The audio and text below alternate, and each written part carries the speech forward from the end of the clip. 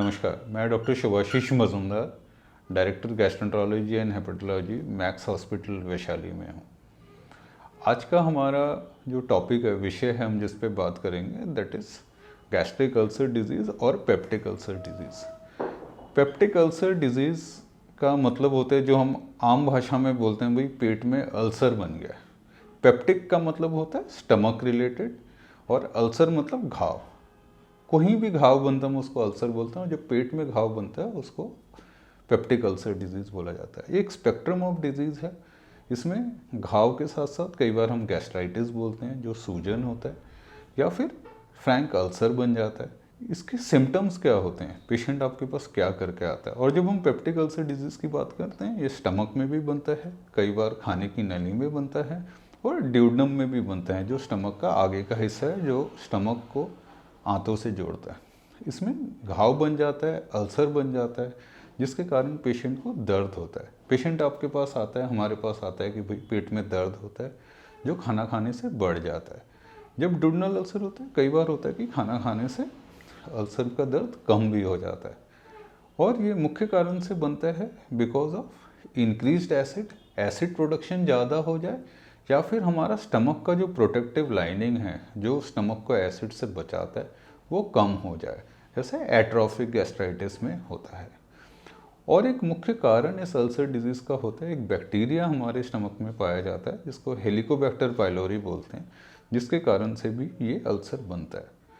तो मेनली ये अल्सर कुछ आदतों की वजह से, खाने पीने की चीज़ों से होता है, जैसे कि स्मोकिंग, दर्द की दवाइयाँ बहुत ज़्यादा लेने से होता है, कुछ हार्ट की दवाइयाँ होती है जो हमें देना पड़ता है पेशेंट को, जिससे ये म्यूकोजल लाइनिंग डिप्लीट होता है और अल्सर बन सकता है। खाने पीने में अगर हम स्मोक्ड फूड बहुत ज़्यादा लेते हैं, ऐसी चीज़ें लेते हैं जिससे कि स्टमक की लाइनिंग को इफेक्ट हो या एसिड प्रोडक्शन ज़्यादा हो, तो उसकी वजह से ये अल्सर डिजीज़ होता है। पेशेंट आपके पास दर्द लेके आ सकता है, वो ब्लीडिंग लेके आ सकता है, पेशेंट खून की उल्टी लेके आता है जब अल्सर ज़्यादा बड़ा हो, उसमें कोई खून की नस इरोड कर जाए, या फिर लैट्रिन के रास्ते से काली लैट्रिन या फ्रैंक ब्लड के साथ भी आ सकता है। लॉन्ग स्टैंडिंग केसेस में किसी किसी में पेप्टिक अल्सर आगे चल के प्रोग्रेस करके कैंसर भी कर सकता है। और एक कारण जो हमने बताया, हेलिकोबैक्टर पाइलोरी, ये एक बैक्टीरिया होता है जो बहुत कॉमनली हमारे अंदर पाया जाता है, और ये भी इस अल्सर डिजीज़ को बनाता है। इससे बचाव का क्या तरीका है, इलाज क्या है इसका? पेप्टिक अल्सर डिजीज़ का मेन इलाज है, जब भी हम सस्पिशन करते हैं भाई इनको पेप्टिक अल्सर डिजीज़ है, खून की कमी है, उल्टी में खून आया, लैट्रिन में खून आया, तो डायग्नोसिस के लिए the main stay is endoscopy. हम एक मुंह के नली से एक छोटा सा कैमरा डाल के खाने की नली और पेट को देखते हैं, उसमें देखते हैं भाई पेट में सूजन है कि अल्सर बना हुआ है, और अगर अल्सर बना हुआ है उसकी क्या स्थिति है, हमें एंडोस्कोपिकली उसका कुछ इलाज करना है कि खाली दवाइयाँ देनी है। आजकल बहुत अच्छे एसिड सप्रेसिव मेडिसिन आए हैं, उससे हम एसिड सप्रेशन करके इस अल्सर बीमारी का इलाज कर सकते हैं। साथ साथ जब भी हम एंडोस्कोपी करते हैं, हम अंदर से एक हेलिकोबैक्टर पाइलोरी, इस बैक्टीरिया के लिए भी जांच करते हैं, और जिन जिन में ये पॉजिटिव पाया जाता है विद अल्सर डिजीज़, इस बैक्टीरिया के लिए भी एक एंटीबायोटिक का कोर्स करना पड़ता है। तो इसके प्रिवेंशन में, बचाव में दो तीन चीज़ें आती हैं दवाइयों से पहले।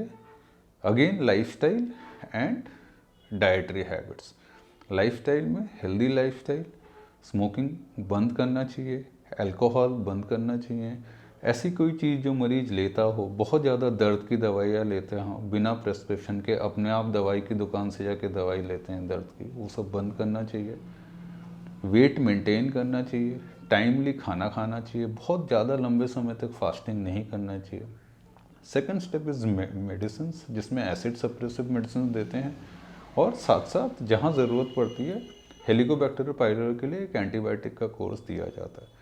किसी किसी मरीज में जब इन दवाइयों से काम नहीं करता है, अल्सर बहुत बढ़ जाता है और ब्लीडिंग परसिस्ट करती है, हमारी एंडोस्कोपिक थेरेपीज हेल्प नहीं करती हैं, उसमें 1-2% मरीजों में कई बार सर्जरी की भी ज़रूरत पड़ती है।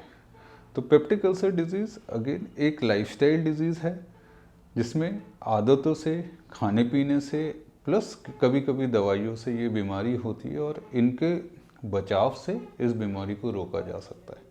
Thank you. ये जानकारी, ये इन्फॉर्मेशन अगर आपको अच्छी लगी हो, आप प्लीज़ इस वीडियो को लाइक करें, आप इस चैनल को सब्सक्राइब करें, और गैस्ट्रो, लिवर, पैनक्रियास से रिलेटेड कोई भी आपके मन में सवाल आए, आप उसको कमेंट बॉक्स में ड्रॉप कर सकते हैं।